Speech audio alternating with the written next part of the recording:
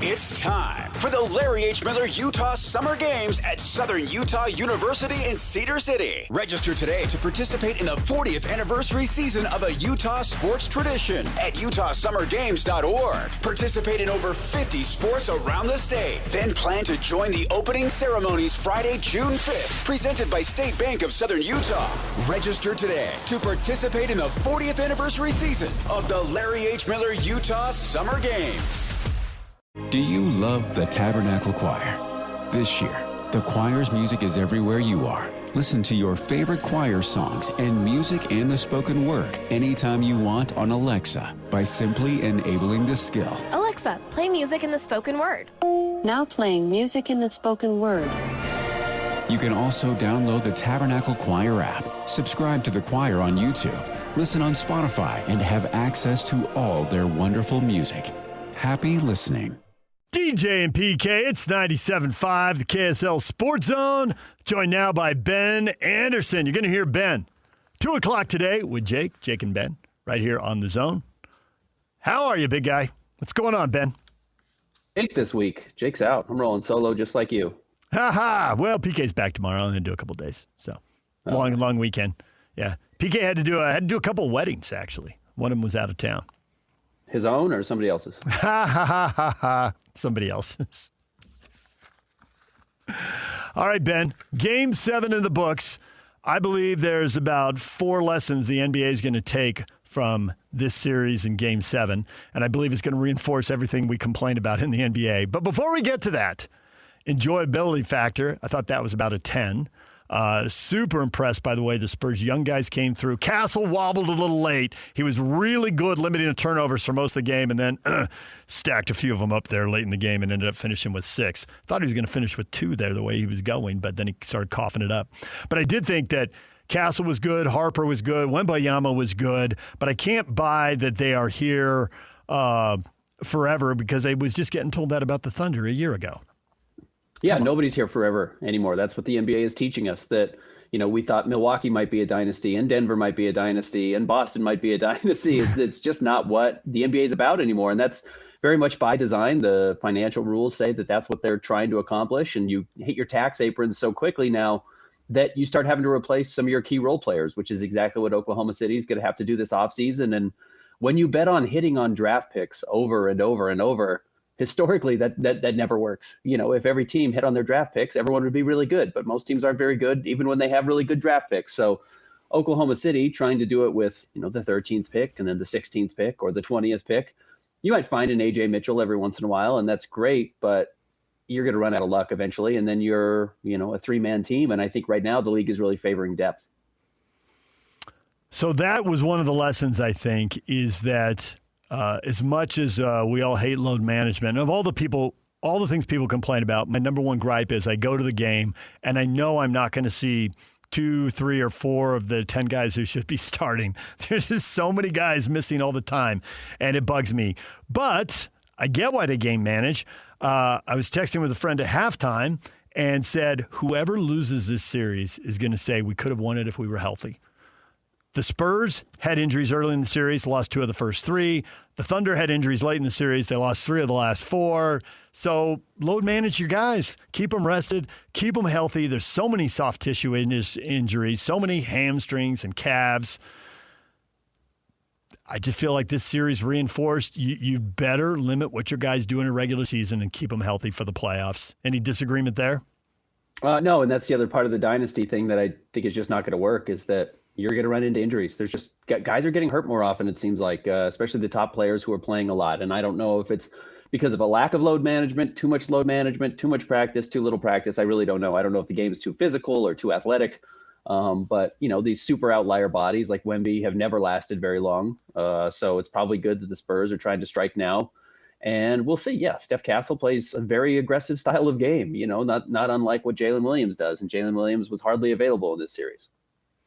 To just stay with the injury theme, we're seeing this across all the sports.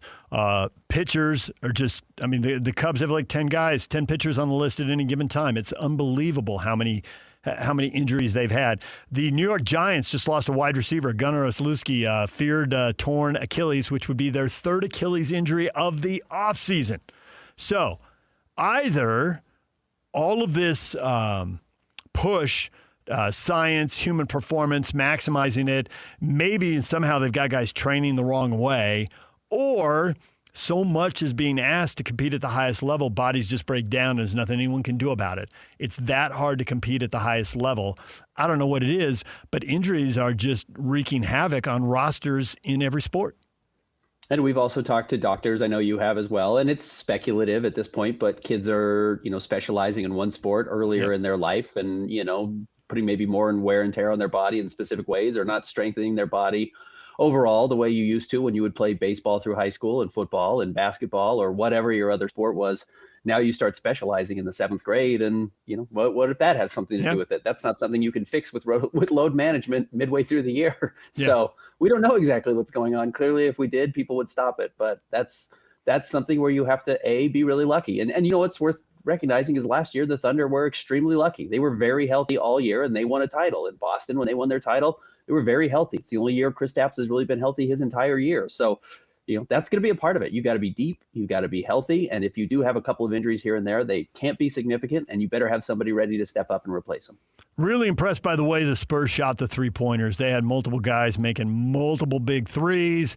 They won that game because of the 3-point shot. And for all the people who scream, there's too many threes in the game, and for the people who scream, man, when you miss threes, you got to stop taking them. The Spurs took 5 more threes. They made 5 more threes. The Thunder made more 2-pointers, made more 1-pointers. They shot more free throws. They made more free throws.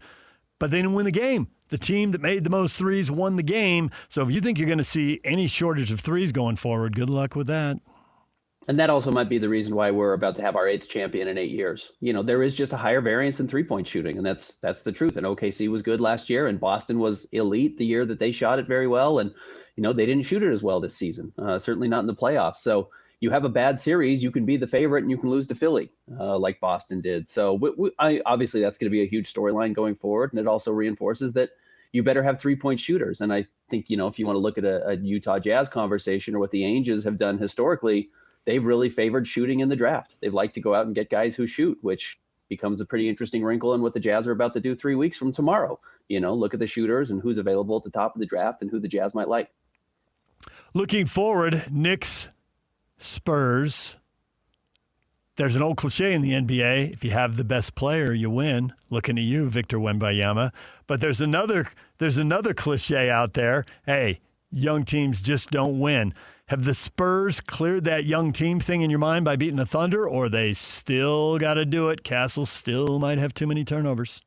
Yeah, I've still got to see it, and it doesn't mean that they're probably not the favorite. And I know they are the betting favorite, but, I just kind of emotional favorite going into this. They should be, but they did just play a very brutal 7 games. And as we just talking about, wear and tear really matters. And the Knicks have coasted mostly through the playoffs. They should be fresh. Seems like they're relatively healthy. De'Aaron Fox is clearly playing on a pretty gimpy leg, though he played much better in Game 7 than he had the rest of the series. But you lose a major piece or he's in and out of the lineup and inconsistent. If you get another rolled ankle somewhere else, the Knicks really have a depth advantage. That's where the Knicks have done a great job. They do have star players. I mean, Jalen Brunson's a star, Cat's an offensive star, and then they've got great role players. And then they've got good players coming off the bench, and they can throw a lot of defense at you. This is a different animal than what they just saw in Oklahoma City. And I get that they may not have a Shai Gilgeous-Alexander, but Jalen Brunson's pretty darn good, and they're going to be coming at you in waves, and that's not something the Thunder could do. The Thunder, as good as they are, had players just simply disappear, like Chet. I mean, he just no-showed the entire series. It was bizarre. And that's not really how the Knicks have performed at all in the playoffs. So this is the next step up. This is not an easier series than the last series they just had. So you've partly answered the next question because you're Ben Anderson. You can anticipate these things. There's no off position on the genius switch, Ben. Good work. But the Knicks, 11 straight wins, 9 of them by double digits. Some of them not just blowouts, but spectacular. You start winning by 35 and 40 points. That's unreal. Are they that good, or was the East that bad? A little bit of both. I mean, the East was clearly bad, but not as bad as, allowing another team to win 11 straight games with an average, margin of what you just said, double digits. No teams are that bad. Cleveland's fine. That's not a great team. I'm not a huge believer in it, but they've got a bunch of really good players. And Philly did just beat Boston and did have Joel Embiid some of the series. So it's a mixture of both. But the Knicks are prepared. And look, everyone elevates their game. Nobody flukes their way into the finals. You have to be good and you have to get better. And by the way, the Knicks were good last year. The Knicks beat the Celtics coming off of a championship. And then they gave a very good series against Indiana. And had it not been for some Tyrese Halliburton, heroics, and credit the Pacers, they did make the shots. This might be the second consecutive finals for the Knicks. So they're a very good team. They're a consistent team. They have been not here before in the finals, but they've made deep playoff runs together. And that might be the advantage, just the understanding that, this is a marathon and it's not a sprint, and they're going to be able to, be prepared for this emotionally. Certainly, they've had enough players that have played big games in their careers. The Knicks famously changed coaches last year after going to the Eastern Conference Finals. The Vegas Golden Knights changed coaches with 8 games left in the regular season. Now they're in the Stanley Cup final. Indiana brought in some old coach nobody'd ever heard of from James Madison, a school nobody ever watches. Went to the playoffs the first year, went 16-0, won the national title the second year. Have these 3 moves just turned up the heat on coaches everywhere? Win now? Who needs a long time? None of these guys need a long time. The coach is the problem, and the coach is the fix. Yeah, I'm not sure there's a lot of long time in sports anymore. I mean, college football, you've got a new roster every year. So, yeah, you better win because they'll just go out and buy new players and buy a new coach. Basketball, maybe not quite as much, but yeah, I mean, what's his name? Mitch Johnson now with the Spurs. This is, he's relatively new. This is his first playoff run, and he's coaching excellently. And Mike Brown has been here before. He's had some consistency. So yeah, I do think there is some pressure certainly to win always as a coach, especially when you have high priced rosters and the clock is ticking on every roster in the NBA, because as we were just mentioning, the apron situation makes it really hard to keep a team together for very long. So if you're not reaching your potential, you probably have a really short leash. And especially when you're a team like the Knicks, who James Dolan said were expected to make the finals, if not win the championship, that's a high bar. And Tibbs had not shown an ability to do it. Yeah. One more series, 2 more weeks, 4 to 7 games, and then it'll be all draft all the time. You think you know how the draft is going to go right now, or you still think there's going to be some wrinkles here? I think we've reached the kind of nonsensical part of the draft where everyone's just throwing stuff at the wall and see what sticks. And look, every team does their due diligence, and I'm sure teams start to waffle at this point. But generally, you zoom back far enough, and there's not that many surprises. There will be a surprise in the top 5. There will be a couple of surprises in the top 10. But if I had to guess, I think AJ is going to go number 1. I think Darren Peterson's probably going to go number 2. I think Cam Boozer's probably going to go 3, and Caleb Wilson's going to go 4. And I think that was what most people expected before the draft, regardless of who was going to end up in those top 4 spots. There's not really a lot of situations where I don't think those would have been the top 4 guys. And then particularly in that order. And then the bizarre aspect of it is just, I hate the word fit in the draft at the top of the draft. You shouldn't care about fit, but teams do seemingly every year. These guys all fit those positions very well. The Wizards really need a wing, and AJ's sitting right there. The Jazz could use another ball handler and shooter, and Darren's right there. Memphis loves high analytics guys like Cam Boozer and could use another big to play next to Zach Edey, and he's going to be sitting right there. And then the Bulls love long athletic players, and it's Caleb Wilson. It's almost boring in how perfect all these guys seem to fit the understanding of what these front offices prefer. And I mentioned it earlier, David, like the Angels like shooting. Well, Darren Peterson's a potentially generational shooter. I mean, that's his skill set. I know a lot of people are trying to is he Anthony Edwards? Is he this super freak athlete? Don't get me wrong, Ant really shot the ball, especially last year, very well. But that's what Darren Peterson does. He's going to come in and really shoot the ball, and then that's going to be his real strength, and then he'll fill out the rest of his game. The Angels have historically loved that. That's how the Celtics won their title, and I think you're going to see the Jazz certainly look very closely at him. Yeah, think about shooting. That's what they give you points for, Ben. All the other stuff is great, but you know what they give you points for? Biscuit in the basket. I once heard an interview with Frank Layden, and he was talking to a radio host, and they said, "What's the most important thing on a basketball court?" And the guy said, "Getting your defense to move is one." And Frank said, "No, you've got to score." Yeah, that's why it's called the goal, the field goal. You've got to get the ball in the basket. That's the only thing that matters. I want rebounding, and I want defending, but you better be able to score it, or it's all over. You could rebound every shot, but if you finish with 0 points, you're not winning. Yeah, exactly, right? Exactly. Has anybody got a good feel for what's going to happen in free agency trades in the summer, or is that just too far away and everybody's got to see the draft work out first?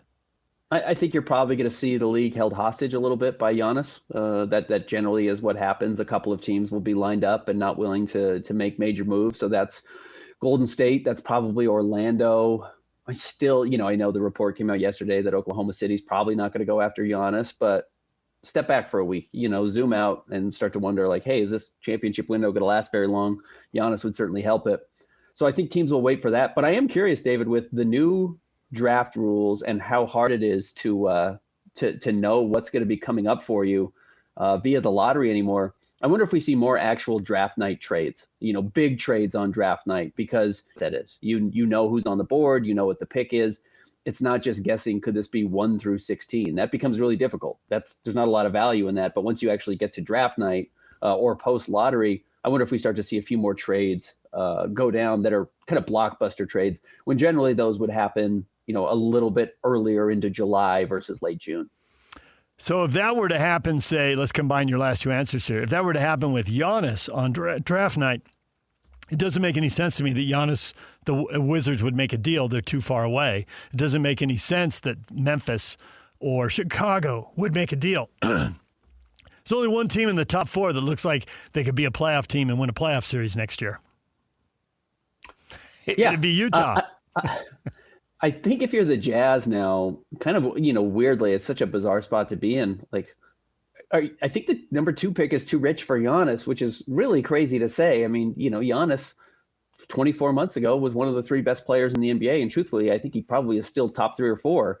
But he is a little bit oft injured, and, you're trying to manage that. And as we were just talking about, the injuries are the quickest way to kill your playoff hopes. But if you think you could get Giannis for 50 games during the regular season and then get him healthy in the postseason, he's worth whatever you could throw at him, to be honest with you. But the question comes, I do think the Jazz want to see this roster together for a few years, at least a season this year. But if the Jazz decided next year they wanted to chase Giannis and Giannis was still in Milwaukee, or 6 months into this season, the Jazz decide they get to the trade deadline and want to test it out, they've got some big pieces they could move, and they've still got some future draft capital. Like, I do think there's a world where if the Jazz decided that was the direction they had to go, you could probably get there without including this number 2 overall pick. And then again, you're stacked. You're talking about building the most talented roster the team's ever had. And I'm not sure they don't already have that or aren't building towards that already. I'm against the Giannis trade. And the reason isn't Giannis. The reason, not that I'm not a little worried about his injuries, because I am, but the biggest reason to me is his salary. The last 3 teams standing, which all have a chance to win the title no matter what you think of them. They all had a chance, and the Thunder not anymore, but they did. There was only one player on those 3 rosters who made more than $40 million. It's Karl Anthony Towns at 53. Now, there's a lot of guys right up against it between 35 and 40 million, but you look at the teams that put a lot of money into a couple positions, they don't have the depth to build out the team. They're missing pieces. They're too vulnerable to injury. They don't have depth, and they just haven't gotten there. And I've seen the same thing in the NFL. Like, the top 10 paid quarterbacks are all over 50 million, and only 5 of them made the playoffs. You can't put a team around them. The guys who are winning Super Bowls are getting paid $34 to $40 million. Now in LA, they're finally paying Stafford, and his salary is going to go up over 50. It'll be interesting to see if they're still an elite team. When they won the Super Bowl, he was down around 40, and I think Seattle was paying their guy like $33 million. How did he do it? Well, they had more money to put a team around him. So Sam Darnold didn't have to be Patrick Mahomes. He just had to be a B-plus quarterback. He had to be above average on the borderline of being very good, and that was enough because they had more money. And so I just don't think bringing in someone and paying him $50 or $60 million, they're paying 2 $50 million guys. I think that's a problem for the Jazz right now with marketing into Jackson. But that's the only reason they got Jackson. That's the only reason Memphis was willing to trade him. And, you know, you look at last year's Oklahoma City Thunder, who wins the title, and they have 2 players still on their rookie contracts, and Jalen Williams and Chet Holmgren. And you look at the Spurs, they've got 2 players still on their, 3 players still on their rookie contracts, including Wemby, Castle, and Dylan Harper. So what I do wonder is how teams are going to treat the top of the draft. You know, does somebody value Cam Boozer more because he's going to be good from day one over, and, you know, AJ DeBonsa, who's going to take a couple of years, or a Darren Peterson, who's going to take a couple of years, especially a team like the Jazz, who are relatively close. They're certainly way closer than Washington or Chicago or Memphis. So would the Jazz value some readiness and an ability to get 4 years out of a player at a really low contract comparative to, you know, other starting level, high level playoff contributors? You know, Cam Boozer at $13, $14, $15 million.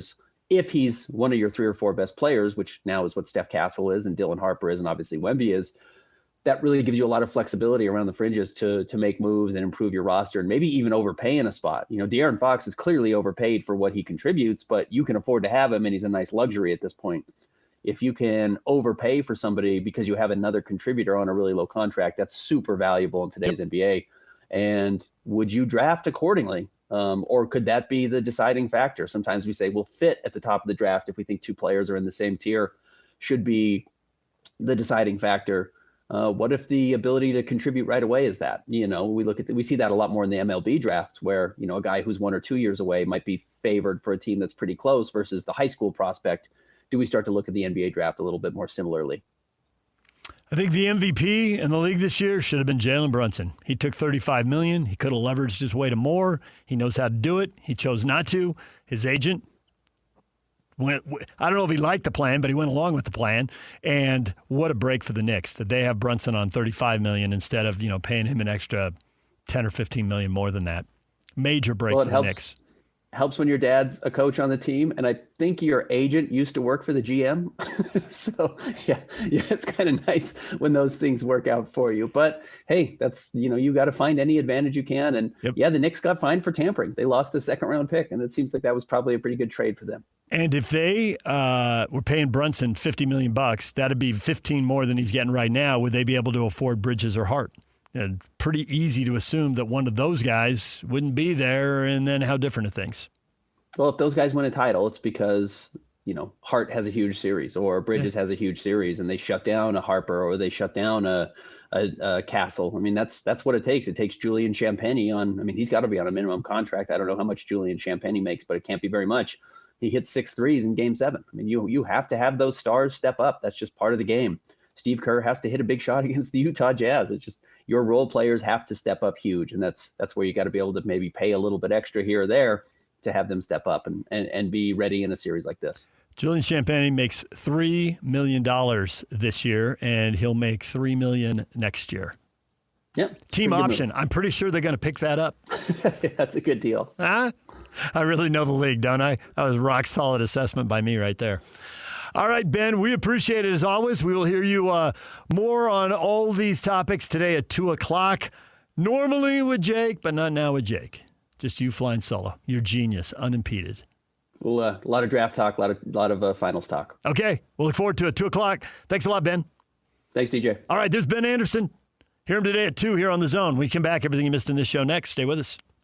3, 2, 1. This is Scotty G and Coach Tim LeComb. Kurt Heelan, NBC Sports, and ProBasketballTalk.com. You can't talk about the Knicks and their dominance without talking about how futile the Cavs were. But the non-timeout and the issue all series with Harden, I was surprised to see Kenny Atkinson be brought back. Were you? A little. I think that they genuinely, their front office backs him, and they think, look, we got farther than we could have. The weird thing is it looks kind of like they're going to run it back. They don't trade for James Harden. That deal doesn't get done without a handshake deal to extend him. They're not going to let Mitchell go. It's going to be an interesting offseason if they run it back. Right now, that's the way they're talking, but I can't see that being, just seems like they'll be worse. That seems like the definition of insanity to me. Yeah, exactly. Because you know how that's going to end. You just do. You've got enough data points to know how that's going to end. And everybody's going to be better, and if you're just the same, you're fading. You're getting worse. Catch Scotty G and Coach weekdays from 10 to 2. Presented by Mountain Land Supply on 97.5, the KSL Sports Zone. If you love podcasts, you already know how to fit great stories into your busy day. So why not do the same thing with books? Everand is an affordable audiobook and ebook subscription that goes wherever you go. Your commute, your workout, your grocery run. No rearranging your schedule, no carving out reading time. Just hit play. For a limited time, new members get 2 free books when they start a free trial. Go to everand.com/listen to claim yours. That's everand.com/listen. The all-new Tropical Butterfly Refresher is now at Starbucks. Dive into juicy guava and passion fruit flavors, with mango pineapple popping pearls bursting in every sip. Ice cold, instantly refreshing, and impossible to put down. Made for summer, only at Starbucks. Ouch. This knee is killing me, but I can't stop training. The marathon is in 2 weeks. Let's get on ZocDoc and find a doctor to take a look at that for you. Okay. Here's a review. Dr. Craddock really takes his time. No, I don't have time. What about Dr. Charles? His patients say he can help find a quick fix, and he's in network. Great, now we're talking. Book it. Booked. 1 mile down, 19 to go. Bring it on. You've got options. Download the ZocDoc app today. I sold my car in Carvana last night. Well, that's cool. No, you don't understand. It went perfectly. Real offer, down to the penny. They're picking it up tomorrow. Nothing went wrong. So, what's the problem? That is the problem. Nothing in my life goes as smoothly. I'm waiting for the catch. Maybe there's no catch. That's exactly what a catch would want me to think. Wow, you need to relax. I need to knock on wood. Do we have wood? Is this table wood? I think it's laminate. Okay, yeah, that's good. That's close enough. Car selling without a catch. Sell your car today on Carvana. Pickup fees may apply. Now I'd like to introduce you to Meaningful Beauty, the famed skincare brand created by iconic supermodel Cindy Crawford. It's her secret to absolutely gorgeous skin. Meaningful Beauty makes powerful and effective skincare simple, and it's loved by millions of women. It's formulated for all ages and all skin tones and types, and it's designed to work as a complete skincare system, leaving your skin feeling soft, smooth, and nourished. I recommend starting with Cindy's full regimen, which contains all 5 of her best-selling products, including the amazing youth-activating Melon Serum. This next-generation serum has the power of melon leaf stem cell technology. It's melon leaf stem cells encapsulated for freshness and released onto the skin to support a visible reduction in the appearance of wrinkles. With thousands of glowing 5-star reviews, why not give it a try? Subscribe today and you can get the amazing Meaningful Beauty system for just $49.95. That includes our introductory 5-piece system, free gifts, free shipping, and a 60-day money-back guarantee. All of that available at meaningfulbeauty.com. No, because they definitely want to beat me, and I want to kick their ass. So they love them, and you can always love them before and after. I got ties to San Antonio, and you appreciate the people, you appreciate the journey and all that other stuff. But at the end of the day, just like they want to beat you, you definitely want to beat them. Slacker Radio Headlines brought to you by Trajan Wealth. Call Trajan Wealth today, your local trusted financial fiduciary. Call them at 1-855-TRAJAN1 or visit their website at TrajanWealth.com. That might sound like a cliche from Mike Brown, but you know why it's a cliche? Because people say it all the time, and you know why they say it all the time? Because it's true. If you don't win, you're getting fired. Mike Brown is an NBA lifer. He was in Cleveland. He was in L.A. with the Lakers. He was back in Cleveland. He was in Sacramento. He's had people say, come on up to the GM's office and bring your security card with you. Bye-bye.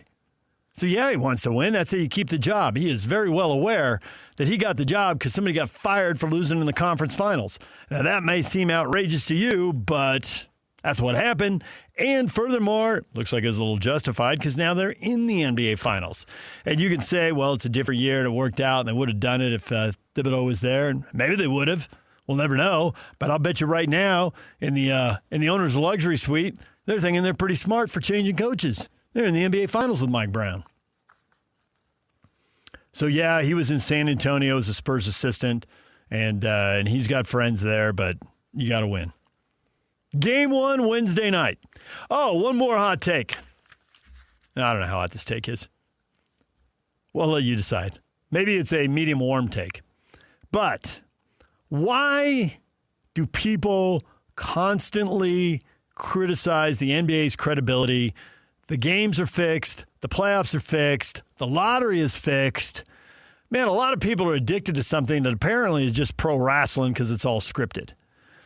And I think in the last 3 games of this series, we saw why. We saw why people always say that. Because one, refereeing is really hard. I know I've done it at a very low level. It's difficult. It just is. And anybody who's done it should be nodding right now. Yeah, it is difficult. And number 2, NBA referees are uniquely horrific. They are bad. What are they doing this summer? They need to be in the gym at 7 a.m. like Gordon Hayward. They need to be watching film and reffing games and going over their horrible calls and learning from their mistakes all summer long. Give them a week of vacation, just like the players get, and then work them all summer. They got to be better. That goaltending call that they missed in Game 5 when the ball was on the rim, I mean, it's basketball. You know what you should be looking at? The ball in the basket. It was a freaking easy call, and they butchered it. The ball was on the rim. What else is there to look at? That was horrific. Horrific.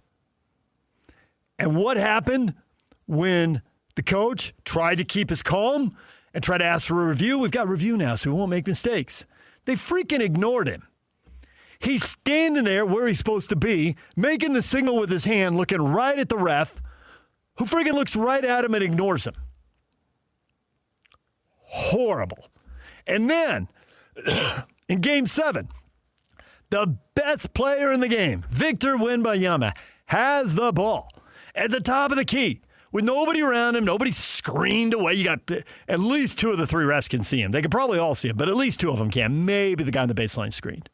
And he starts to drive, and he hits the defender in the face with an elbow. And they call a foul on Hartenstein's face. Are you kidding me? Are any of you watching the guy with the ball? He just hit a guy in the face.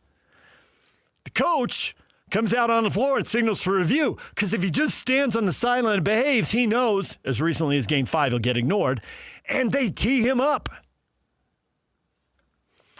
And the late Tom Nasalki told me 30 freaking years ago, do you know why refs give tees? Because they know they're wrong and they're embarrassed and they don't want to admit it. He says, watch when tees happen. Coaches let a lot of close calls go. They know they can't argue everything, but they lose their mind when they butcher the obvious stuff. And a lot of the times, that's when they get the tee. The ref doesn't want to admit he blew it, so he gives a tee. Tell me that isn't what happened right there. There was no reason to give him a tee. Yeah, he came onto the floor. But when they didn't come onto the floor 2 games earlier, the coach got ignored and didn't get the review. What are they supposed to do?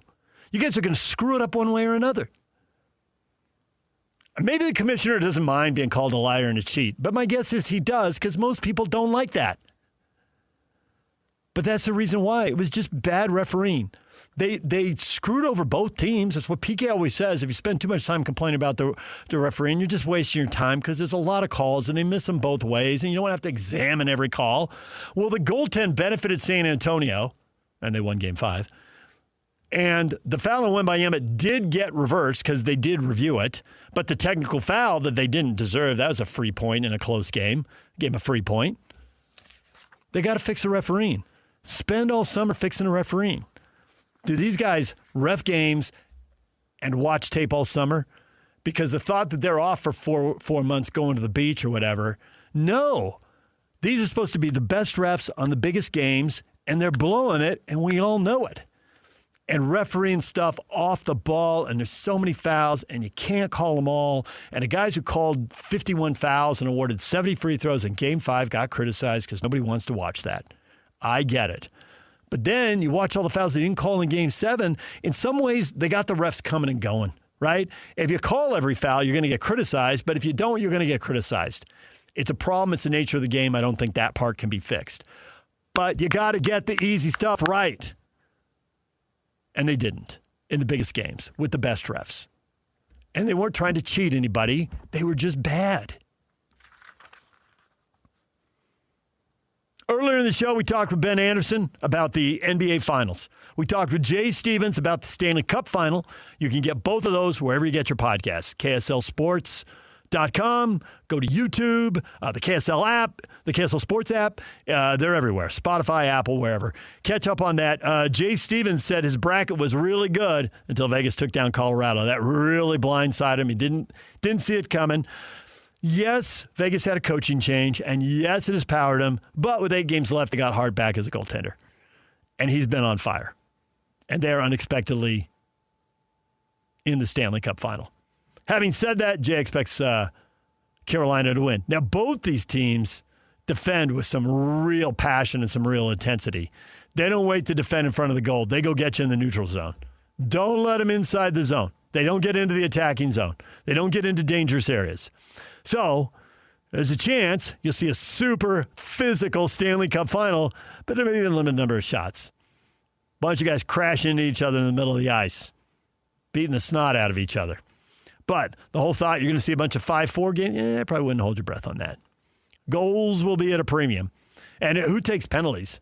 Who takes penalties? And who cashes in on a power play and gets a goal?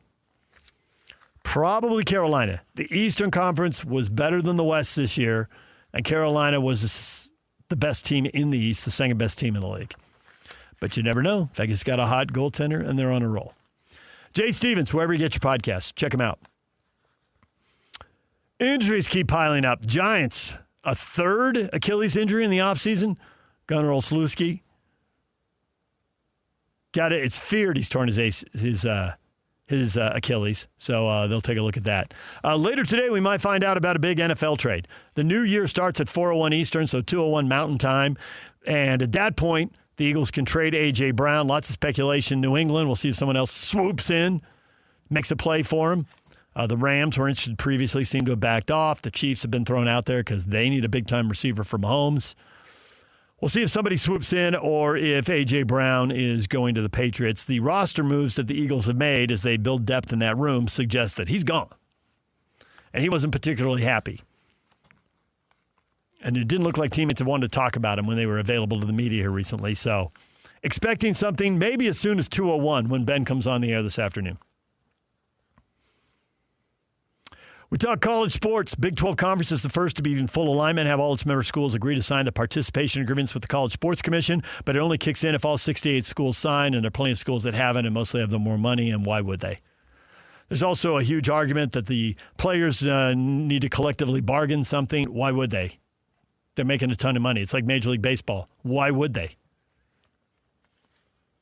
The argument from Bryce Harper is baseball should because they got a good thing going.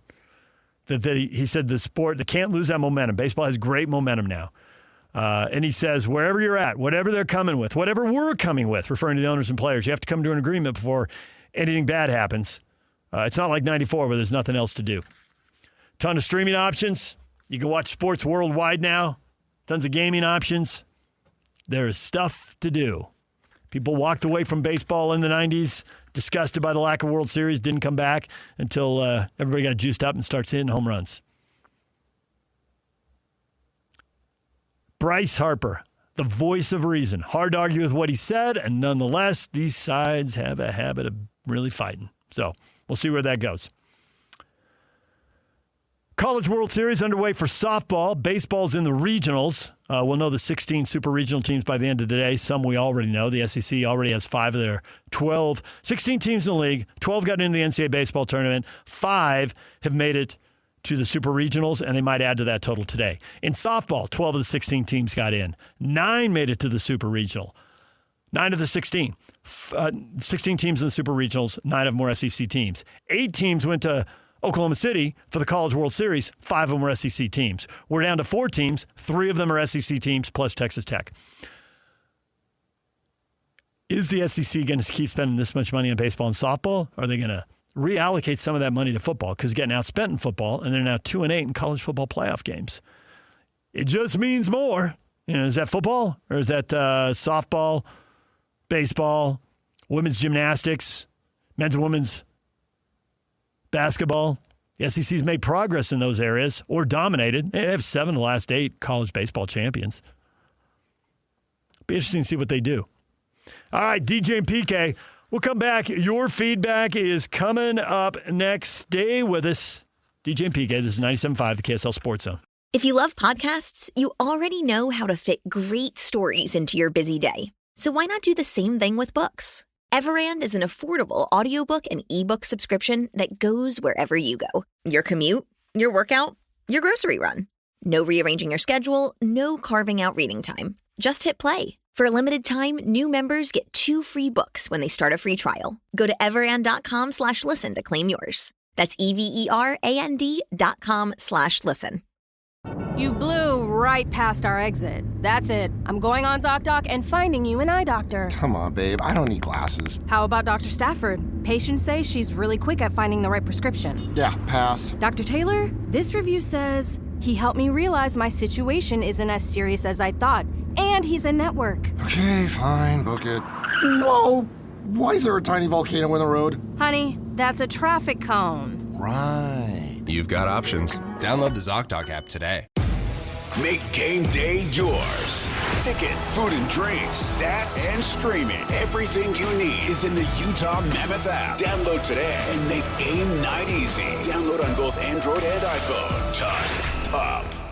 Mom, Can you tell me a story? Sure. Once upon a time, a mom needed a new car. Was she brave? She was tired, mostly. But she went to Carvana.com and found a great car at a great price. No secret treasure map required. Did you have to fight a dragon? Nope, she bought it 100% online. From her bed, actually. Was it scary? Honey, it was as unscary as car buying could be. Did the car have a sunroof? It did, actually. Okay, good story. Car buying you'll want to tell stories about. Buy your car today on Carvana. Delivery fees may apply. Now I'd like to introduce you to Meaningful Beauty, the famed skincare brand created by iconic supermodel Cindy Crawford. It's her secret to absolutely gorgeous skin. Meaningful Beauty makes powerful and effective skincare simple, and it's loved by millions of women. It's formulated for all ages and all skin tones and types, and it's designed to work as a complete skincare system, leaving your skin feeling soft, smooth, and nourished. I recommend starting with Cindy's full regimen, which contains all 5 of her best-selling products, including the amazing youth-activating Melon Serum. This next-generation serum has the power of melon leaf stem cell technology. It's melon leaf stem cells encapsulated for freshness and released onto the skin to support a visible reduction in the appearance of wrinkles. With thousands of glowing 5-star reviews, why not give it a try? Subscribe today and you can get the amazing Meaningful Beauty system for just $49.95. That includes our introductory 5-piece system, free gifts, free shipping, and a 60-day money-back guarantee. All of that available at meaningfulbeauty.com.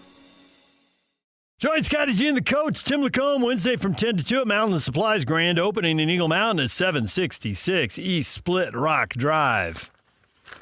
Yuck, how many days in a row do you think you've told me to put a bow on it? A lot. The 12th and final segment of a 4-hour marathon. Yuck has certain things he does all morning long, and one of them is tell us to put a bow on it.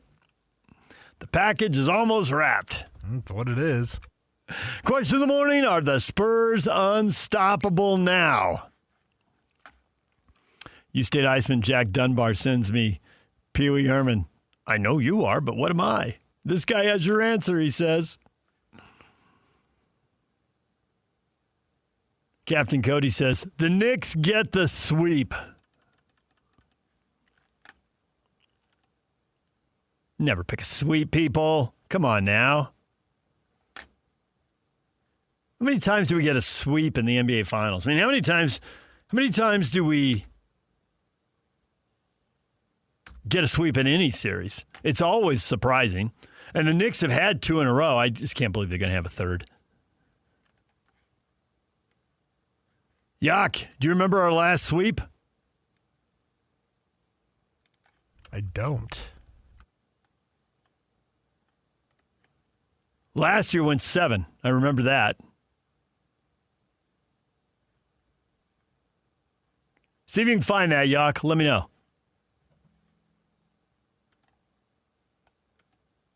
Per Mr. Alex Napples over here, who's quick on the draw, he says 2018. Really? Golden State over Cleveland. Okay, I do remember that one. Remember, Golden State was at the peak of their powers. LeBron had dragged Cleveland as he often did. Through a weak Eastern Conference, but they didn't have. Yeah, didn't have and enough. Durant was there, and the Warriors were loaded. Correct, yeah. Draymond, Durant, Steph, and Clay. 2018, so almost a decade removed. LeBron got swept by the Spurs in the first time he was there, and the Lakers swept the Nets. The Rockets swept the Magic. Okay, when's the last time an Eastern team swept a Western team? Good grief. Sixers swept the Lakers because the Lakers had injuries, and that was 43 years ago. Come on, East. Get it together. It's remarkable how long the East has been bad. There's got to be a reason. I need a theory for that. I don't have one. I got to get on that. Are the Spurs unstoppable now?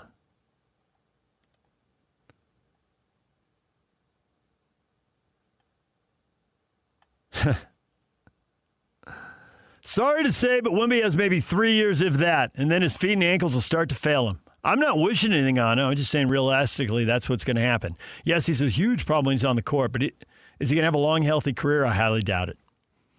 Well, there are a lot of big guys who struggle like that. Embiid is the current example. Now, a lot of people tell you Embiid's carrying a lot more weight than Victor Wembanyama. But back in the day, Ralph Sampson was built, he was pretty spindly. He was not a thick guy, and he ended up with knee injuries. So there's certainly examples of that. I don't think there's any question there are examples of that. That could be Wemby's future. Not sure I want to predict that right now. But if you want to, knock yourself out. Are the Spurs unstoppable? Dustin, yes, they will win in 5, maybe 4. Back to the sweep talk. Jesse, no, but they are super young and can only get better. Ooh, I could argue with that, Jesse. They're going to have to pay guys. And that's going to hurt their depth, and then they will not be better. Now, the young players can get better. Dylan Harper can be a better version of himself 2-3 years from now, for sure. But when they have to pay him, and Wembanyama is getting close to kicking in on that big-time deal. Now, they can't jettison Fox, I suppose. He's at $37 million. Big Vic, they got him next year at $16.8 million. But that would be back-to-back if they pull it off. If. And then pay the man. And then Castle comes up a year after that, and off we go. Harper a year after that. Here we go. And they got Champagne at $3 million. And they can get him next year. So financially, they'll be fine next year. But then what happens? It gets ugly. Hard decisions must be made. Jana, are the Spurs unstoppable now? No. Go New York. I wonder if we have more Knicks fans or Spurs fans here. I mean, there's New Yorkers everywhere. There's so many people, and then they fan out all over the country. Plus, I would think a lot of people here root against the Spurs. Small market team that's won 5 championships is trying to win a 6th. It's gotten super lucky in the lottery 3 times. I would say that the Spurs have, 3 of the 6 best lottery picks of my lifetime. Magic at number 1, great lottery pick. Lakers got him. Shaq at number 1, great lottery pick. Lakers eventually got him, but he was Orlando's pick. Lakers got him in time to win 3 championships. And Miami got him for the 4th. Poor Orlando. Sorry about that, Orlando. LeBron was a great lottery pick. Obviously number 1 there. And then Duncan.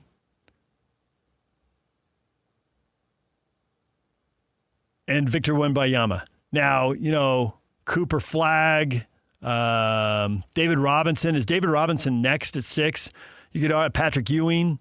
You could argue Penny Hardaway looked like a great pick, but injury shortened his career.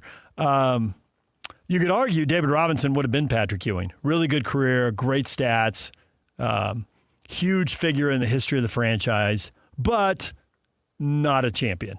And it didn't look like Robinson was going to win a championship until Duncan showed up. So that definitely polished his image.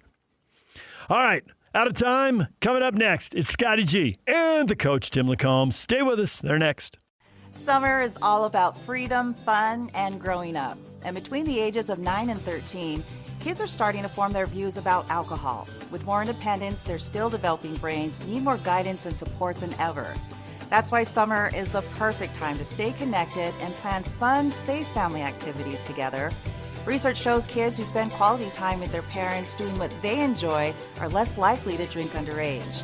And when kids feel close to you, they're more likely to listen, especially when you set clear expectations. In fact, kids who drink before 15 are far more likely to struggle with alcohol later. This summer, create a no-bummer summer with fun, alcohol-free activities for your kids. Go to summer.parentsempower.org to take a quick quiz and discover ideas tailored to your family. A little time together can make a big difference. For more information and to learn more about how to prevent underage drinking, visit parentsempowered.org. Make game day yours. Tickets, food and drinks, stats, and streaming. Everything you need is in the Utah Mammoth app. Download today and make game night easy. Download on both Android and iPhone. Just top.